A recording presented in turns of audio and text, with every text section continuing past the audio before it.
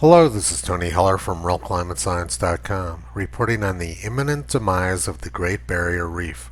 On Sunday, April 3rd, 2011 at 4 o'clock p.m., ABC News reported expert warns of reef climate change deadline. A Queensland climate change scientist says the world only has another decade to reduce greenhouse gases to save the Great Barrier Reef. In about one more hour, it's going to be exactly 1 decade since this prediction was made. I don't have the academic qualifications to question the predictions of climate change scientists, so I'm going to have to assume that the Great Barrier Reef is coming to an end in less than an hour. Meanwhile, that same expert tweeted yesterday, hidden coral species suggest much greater diversity of corals than first thought. It's a shame that all of those diverse corals are going to have to die this afternoon. Meanwhile, National Geographic is reporting that Arctic summer sea ice could disappear in 14 years.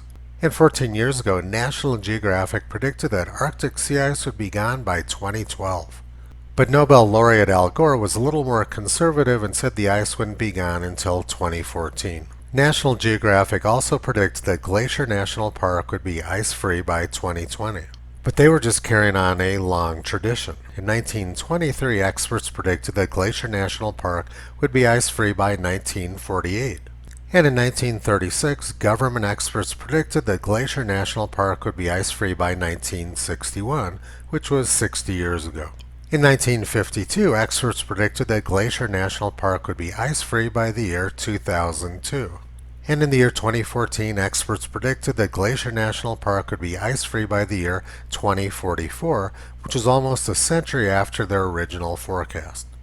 And if all this news isn't bad enough, 2020 was the deadline to avert climate catastrophe, experts claimed in chilling commentary. But it's all for naught because in 1989 the United Nations said we only had until the year 2000 to save the world from global warming. June 30th, 1989, a senior environmental official at the United Nations, Noel Brown, says entire nations could be wiped off the face of the earth by rising sea levels if global warming is not reversed by the year 2000. Coastal flooding and crop failures would create an exodus of eco-refugees, threatening political chaos, said Brown, director of the New York office of the UN Environment Program. He said governments have a 10-year window of opportunity to solve the greenhouse effect before it goes beyond human control.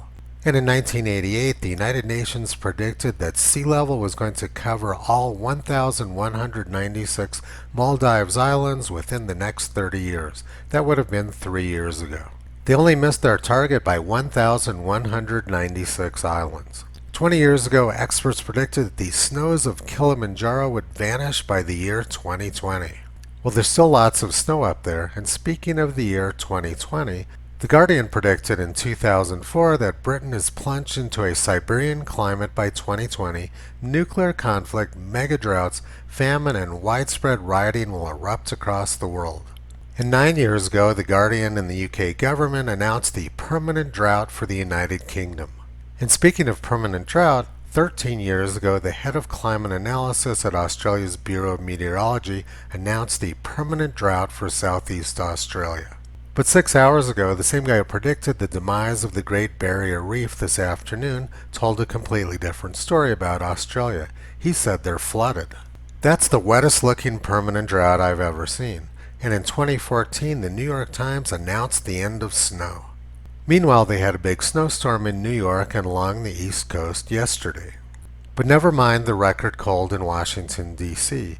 9 years ago, the Washington Post predicted that cherry blossoms would one day be blooming in winter.